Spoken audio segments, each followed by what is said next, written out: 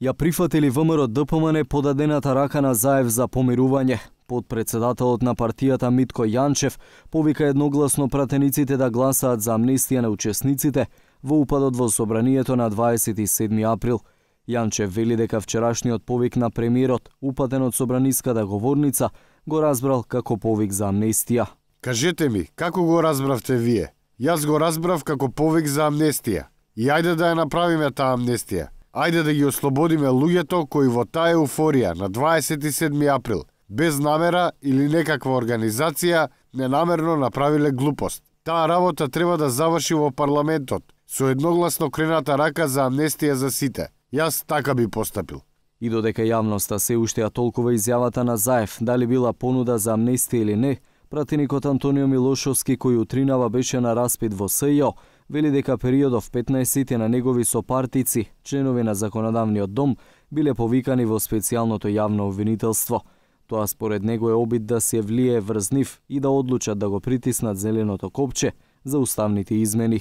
Сите овие случаи, постапки и распити имаат за цел да принудат дел од пратениците да гласаат против волјата на народот, односно за измена на Уставот на Република Македонија. Без разлика на се, мислам дека волјата на народот е поважна да се почитува, истото ќе го направам јас. Поранешниот гувернер и пратеник во неколку парламентарни состави Петар Гошев во гостувањето во Студио 1 пак изјави дека пораката од премиерот ја сватил така како што не треба да се случи.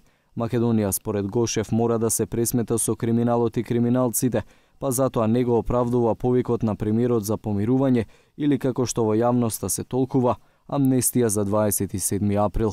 Ако не го стори тоа постојано ќе се повторува и по телевизиите ќе шетаат криминалци, како што некои шетаат, а не одговарале, и ги ни кажуваат повторно како треба да ги уредиме односите во Република Македонија, а тие никогаш нема да се уредат. Со тој менталитет, со таа технологија. Тој што направил треба да замине, треба да се победат тие луѓе кои што заслужуваат да бидат победени. Според Хелсиншкиот комитет за човекови права, бројот на кривични дела направени на 27 април достигнува 29. Меѓу нив се обид за убиство, терористичко загрозување на уставниот поредок, злоупотреба на службена положба и овластување, напад врз службено лице, насилство и други.